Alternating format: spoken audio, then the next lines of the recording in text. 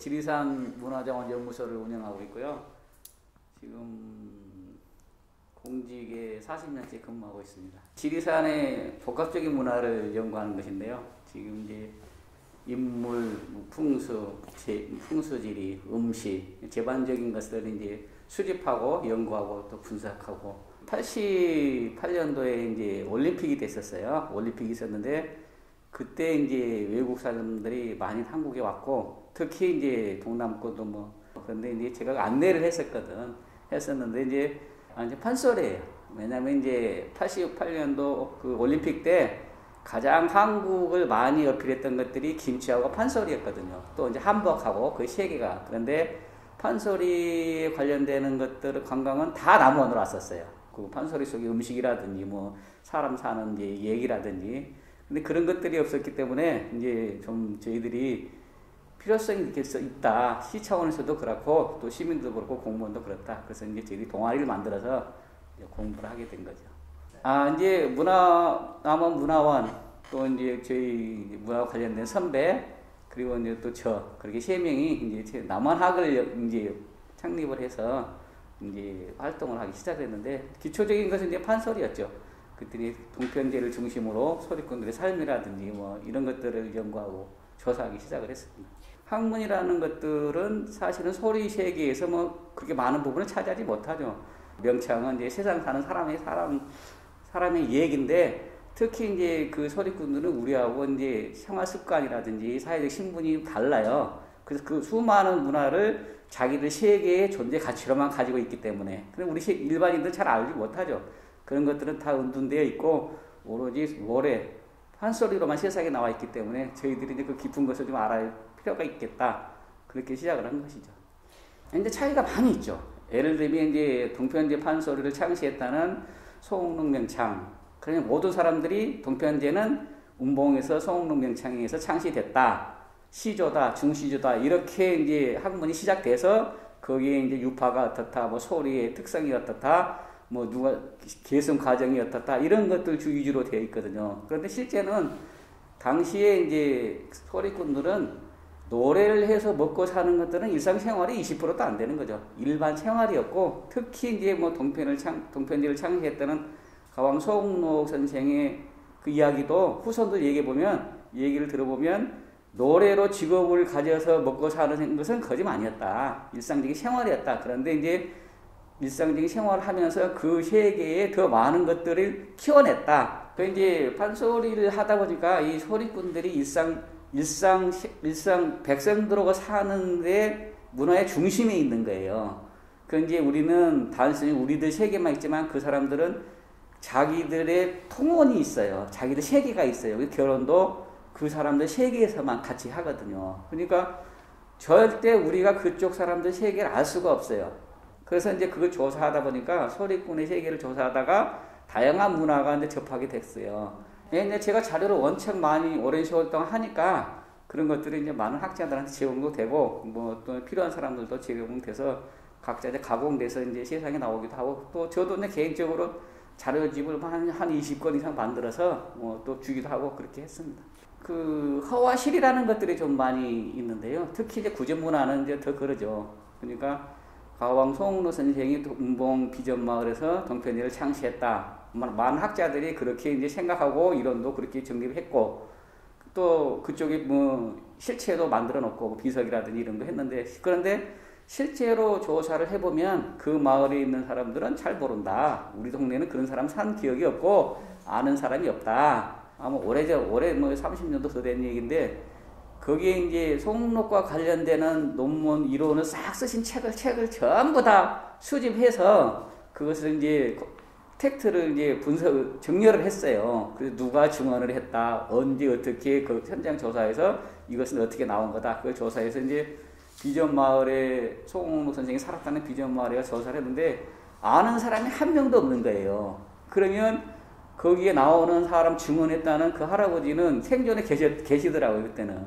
그러면 왜 이렇게 선생님, 할아버지가 설명을 하셨습니까? 그래서 이렇게 할아버지가 얘기한 얘기가 이렇게 정설로 됐다. 그러니까 살았다는 얘기 아니냐 그랬더니 실체를 얘기한 거예요.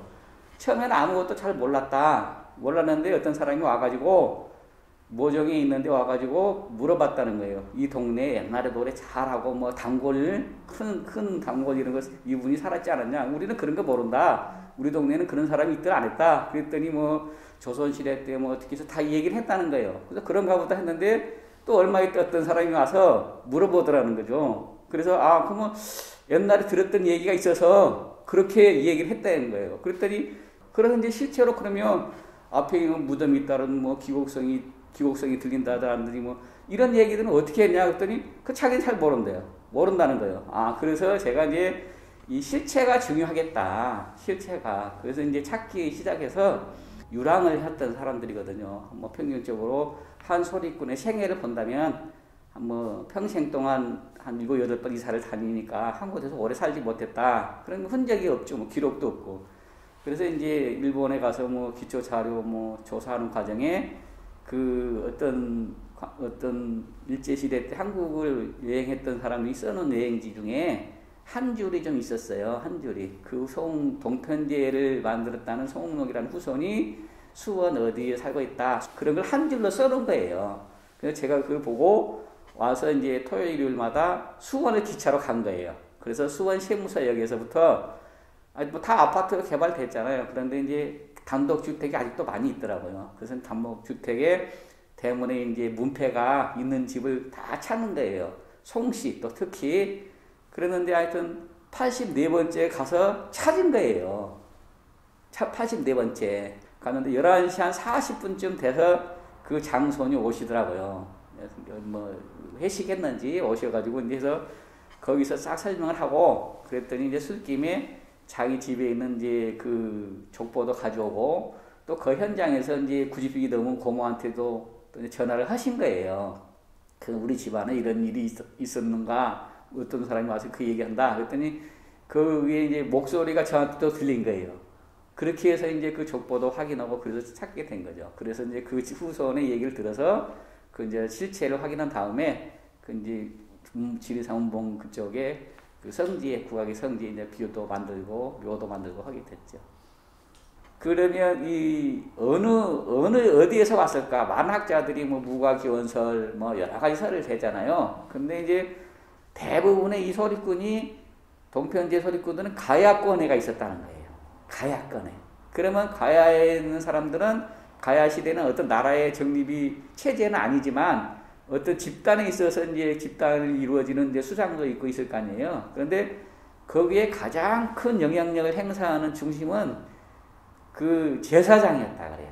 그런데 그 제사장의 맞은 피가 점차 흘러서 그 소리꾼들의 유전자까지 가지 않았을까 이렇게 제가 얘기하고 많은 사람들이 소리꾼들이 그렇게 얘기를 했어요. 가야는 이제 첫째는 고분 위주로 한 거죠. 고분이 이제 그 저희들이 이제 논문이나 뭐 이렇게 발표 자료에 보면 실제로 외부에 있는 것만 고분이 조사가 돼 있어요. 일제강점기 이후에. 그러니까 형태가 있는 거.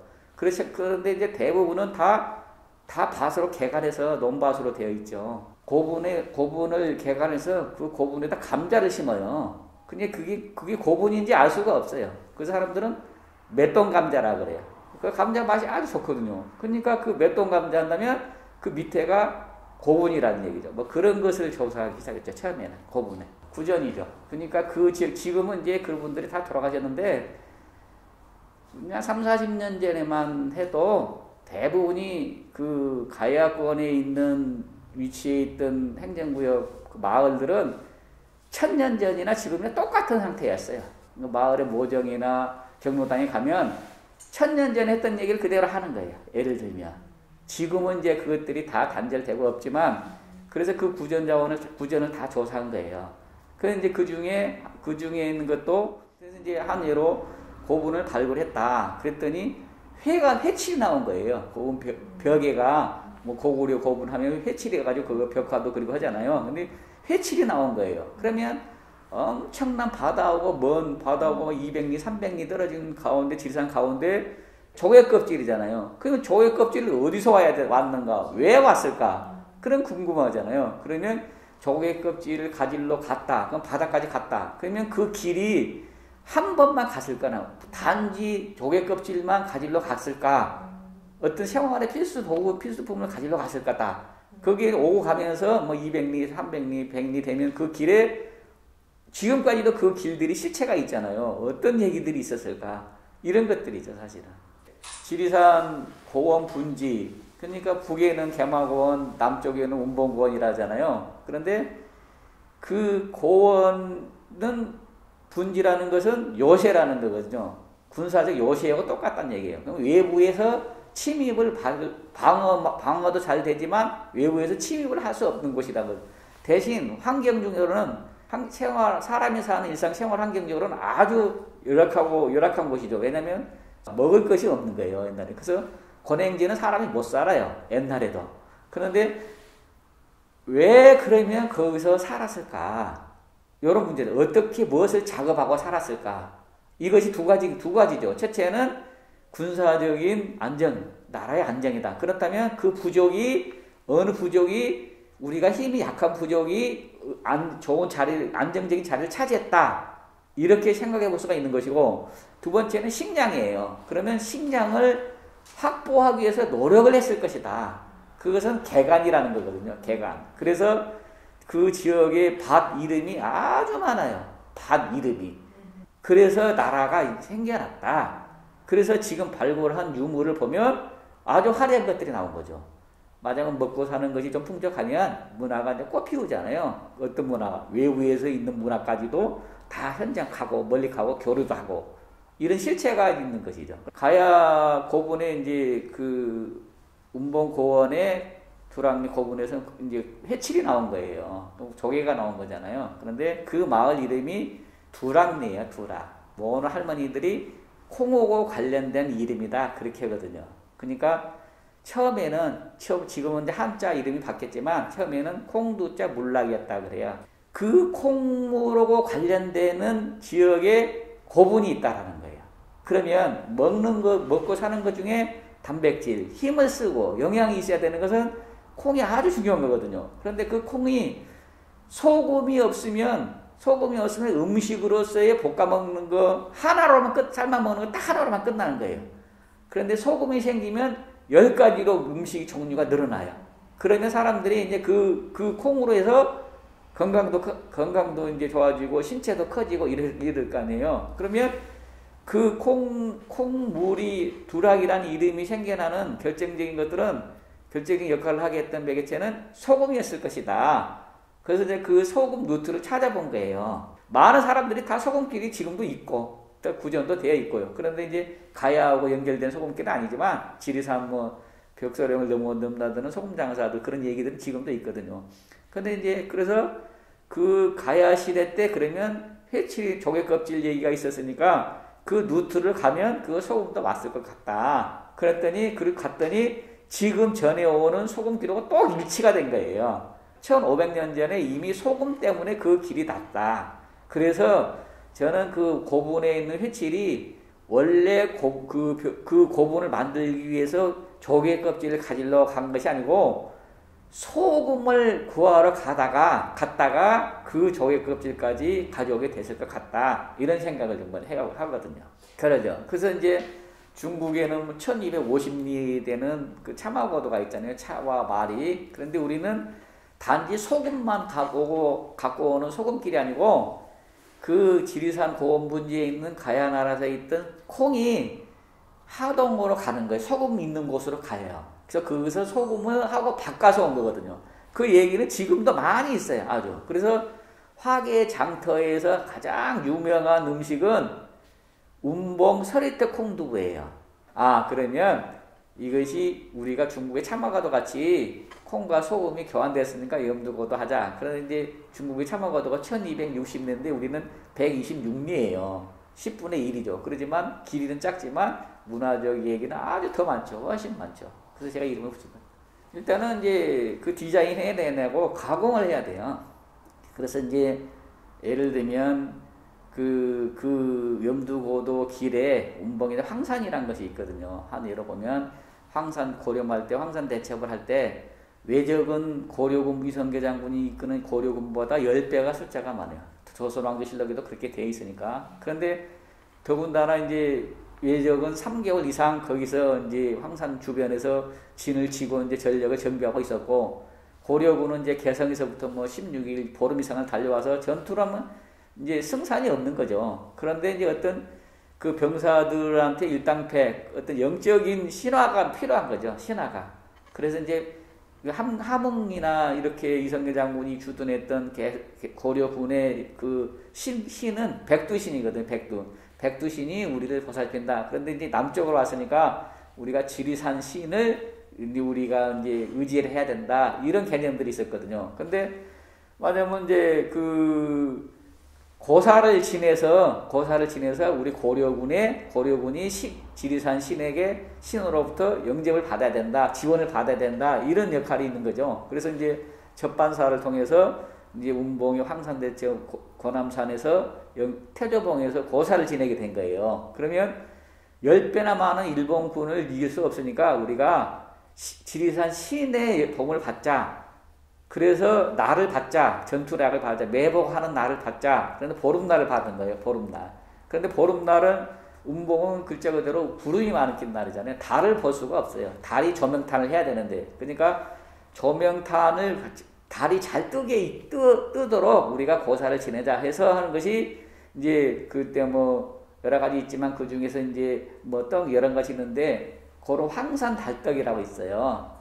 달떡 그 이제 그 치자같이 노랗게 해가지고 그래서 그런 것들이 이제 말하자면 현대로 문화 콘텐츠로 하면 된다면 황산 달빵으로 한다든지 그러면 역사 이성계 빵이 되는 거잖아요. 예를 들면 그런 것들이 이제 가공하고 디자인 해내는 것들이 이제 전문적인 분야죠, 사실은. 한때는 제가 사실은 전주의 한옥마을이 이제 활성화되기 전에 그 이제 우리 남원에 몇 번 사람하고 한옥마을 내에 그런 센터가 있으면 좋겠다. 그래서 제가 전주에 있던 시장에 뭐 면담도 했었어요. 관련 과외도 접촉하고 사실은 그렇게 됐으면 지금도 큰 도움이 되리라고 봐요. 사실은 이성계. 그 이제 왜냐하면 단순히 음식이라든지 뭐 어떤 문화라든지 이런 것만 있는 것이 아니고 염두고도 콘텐츠가 활성화해보자 해서 이제 올 봄에 거기에 지리산 소금길이 지나가는 행정단이 장수, 번암, 뭐 남원, 아영, 인월, 또 마천, 산례, 하동, 경상도 이렇게 이제 관련 자치대 읍면동이 모여서 협의도 하고 이제 또 뭐 지리산 관광개발자고 국립공원이라든지 모여서 협의를 했어요. 그래서 이제 그 길도 이제 다시 한번 우리가 다시 보온도 해보고 이미 있지만 해보지만 또 이제 관련되는 지역의 사람들이 모여서 어떤 이제 콘텐츠 활용 방법도 논의해보자. 또 뭐 이런 것도 했었는데 그 지방자치단체마다 개인들 욕심이 많은 거예요. 사실은 우리 지역이 주도권으로 우리가 큰 어떤 문화 콘텐츠 사업을 해야겠다 이런 것들이 보이지 않는 갈등들이 좀 있어요. 그래서 우리가 그 이제 아마 그런 것들은 어떤 국가 조정력이 필요하고 그런 것들을 할 것 같아요. 이제는 지금까지 뭐 조사하고 이제 그랬다면 앞으로는 이제 실행의 단계죠. 그래서 이제 하나씩 이제 실제로 생활에 활용될 수 있는 것들을 해보자 그래서 제가 그 빵을 복원해보고 싶어요. 황산 달빵을 복원해보고 싶어요. 그래서 이제 아무튼 뭐 왜냐면 그 전쟁에서는 수많은 문화가 복합적으로 되어 있거든. 그게 이제 거기 뭐 음식이 뭐 빵이라 한다 해서 그것뿐만 아니고 거기 뭐 노래라든지 뭐 다랑 놀이라든지 이런 것들이 있거든요. 그래서 이제 왜냐면 그거 하려고 한 것은 그 황산 대첩 전투의 용마놀이를 복원해보고 싶어서 그런 거예요.